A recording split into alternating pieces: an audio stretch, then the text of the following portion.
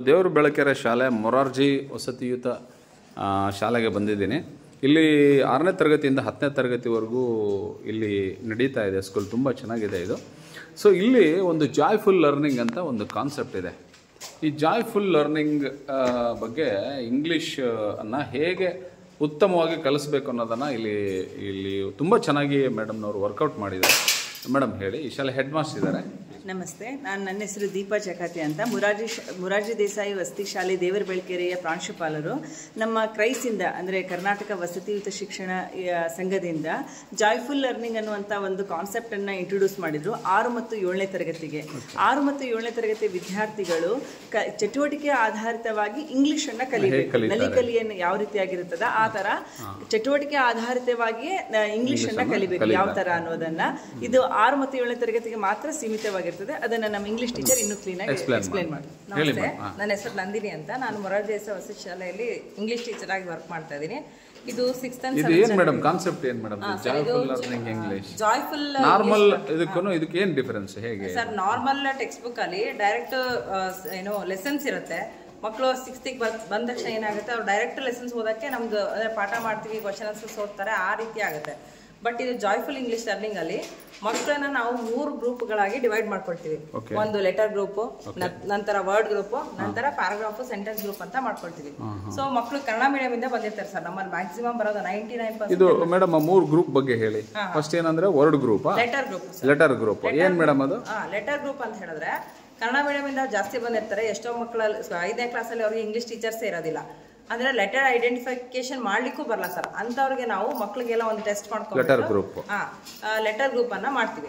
Next group word group ಅಲ್ಲಿ ಹೇಗಾಗುತ್ತೆ ಅಂತ ಹೇಳಿದ್ರೆ ಮಕ್ಕಳಿಗೆ ಲೆಟರ್ ಬರುತ್ತೆ, ವರ್ಡ್ ಒಂದೊಂದು ಹೇಳ್ತಾರೆ, ಬಟ್ ಈಗ ಐ ಅಂತ ಹೇಳಿದ್ರೆ ಕಣ್ಣು ಅಂತ ಹೇಳಕ್ ಬರಲ್ಲ, ಆ ತರ ಓದ್ತಾರೆ, ಬಟ್ ಅದಕ್ಕೆ ಅರ್ಥ ಗೊತ್ತಿಲ್ಲ.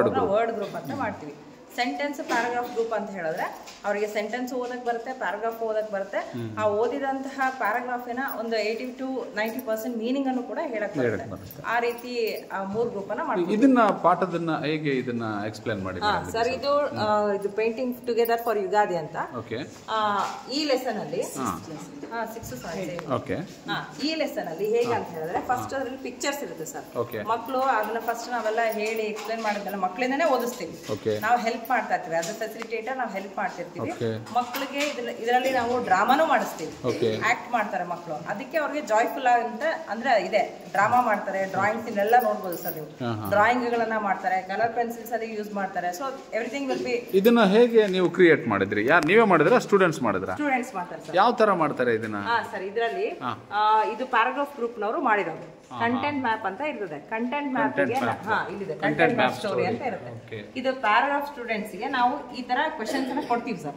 ಹೂ are there in the story ಅಂತ ಕೊಡ್ತೀವಿ. ಆ ಸ್ಟೋರಿಯಲ್ಲಿ ಯಾರ್ಯಾರು ಬರ್ತಾರೆ ಅನ್ನೋದನ್ನ ಮಕ್ಕಳು ಕ್ವೆಶನ್ಸ್ ಪಾಠವನ್ನ ಓದ್ಬಿಟ್ಟು, ಅಂದ್ರೆ ಅವ್ರಿಗೆ ಕಾನ್ಸೆಪ್ಟ್ ಅರ್ಥ ಆಗ್ತಿದೆ ಅಂತ ಪಾಠವನ್ನ ಓದಿ ಬರುವಂತ ಕ್ಯಾರೆಕ್ಟರ್ಸ್ ನ ಅವ್ರಿಗೆ ಬರೀತಾರೆ. Where and when did the story take place, ಎಲ್ಲಿ ಯಾವಾಗ ಅದನ್ನು ಓದ್ಬಿಟ್ಟು ಬರೀತಾರೆ. ಸೊ ಈ ತರ ಪ್ರತಿಯೊಂದು ಕ್ವೆಶನ್ ಗೆ ಮಕ್ಕಳು beginning, middle, end of the story ಅದ್ರ ಬಗ್ಗೆ ಆಕ್ಟಿವಿಟಿ ಮಾಡಿ ಬರೀತಾರೆ. Okay okay okay. ಇಲ್ಲಿ ಪಾರ್ಟ್ಸ್ ಆಫ್ ದ ಸ್ಪೀಚ್ ಕೂಡ ಬರೆದಿದ್ದಾರೆ. ಹೌದು ಸರ್, ಅಂದ್ರೆ ಪ್ರತಿ ಇವೆಂಟ್ಗೂ ಕೂಡ ಅವರು ಇದನ್ನ ಬರೀತಾರಲ್ವಾ? ಇಲ್ಲಿ ಕೂಡ ಇದೆ content map, chart with grass offer. ಇಲ್ಲಿ ಎಲ್ಲ ಮಕ್ಕಳು ಮಾಡಿರೋದಾ? ಎಲ್ಲವೂ ಮಕ್ಕಳು ಮಾಡಿರೋದು ಸರ್. ಆಮೇಲೆ ಮೀನಿಂಗ್ಸ್ ಕೂಡ ಮಕ್ಕಳೇ ಹುಡುಕಿ ಬರೀತಾರೆ, ನಾವು ಅವ್ರಿಗೆ ಜಸ್ಟ್ ಗೈಡ್ ಮಾಡೋದು. ವೆರಿ ಗುಡ್, ತುಂಬಾ ಚೆನ್ನಾಗಿದೆ madam. This concept is very nice. Welcome to the, ಇಲ್ಲಿ ಒಂದು ರೂಮೇ ಮಾಡಿದ್ದಾರೆ ನೋಡಿ. ಇದು welcome to the joyful English learning 2024, right? ಇದು ಓಕೆ. ಕಾನ್ಸೆಪ್ಟ್ ಏನಮ್ಮ? Work to do. Channapatna toys ಅಂತ 6th ವರೆಗೆ ಬಂದಿರುತ್ತೆ. ಚನ್ನಪಟ್ಟಣ ಟಾಯ್ಸ್. ಓಕೆ. ಮಕ್ಕಳು ಅದನ್ನ ಫಸ್ಟ್ ಈ ತರ ಡ್ರಾಯಿಂಗ್ ಮಾಡ್ತಾರೆ. ಹೌದು ಸರ್, ಮಕ್ಕಳೇ ಮಾಡ್ತಾರೆ.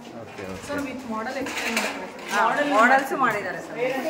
Verb to do. Okay. I do, you do, he does. ನಮ್ಮ ಮಕ್ಕಳು ತುಂಬಾ ಕನ್ಫ್ಯೂಷನ್ ಆಗೋದು ಇದೇ ಏರಿಯಾದಲ್ಲಿ ಸರ್. ಐ ಆದ್ಮೇಲೆ ಡೂ ಫಾರ್ಮ್ ಬಂದಾಗ ಏನ್ ಯೂಸ್ ಮಾಡ್ಬೇಕು ಗೊತ್ತಿಲ್ಲ. ಐ ಡಸ್ ಅಂತಾರೆ, ಆ ತರ ಎಲ್ಲ ಯೂಸ್ ಮಾಡ್ತಾರೆ. ಸೊ ಈ ಶೀಟ್ ಬಂದಾಗ ಮಾತ್ರ ಡಸ್ ಅನ್ನ ಯೂಸ್ ಮಾಡ್ಕೋಬೇಕು ಅನ್ನೋದನ್ನೆಲ್ಲ ಇದರಲ್ಲಿ ನಾವು ಇಂಗ್ಲಿಷ್ ಅನ್ನ ತುಂಬಾ ಸುಲಭವಾಗಿ ಕಲಿಸ್ಕೊಡುವಂಥದ್ದು. ಇದು ಕ್ಲಾಸ್ ರೂಮ್ ಫುಲ್ ಇವರು ಮಾಡಿದ್ದಾರೆ, ನೋಡ್ಬೋದು ನೀವು.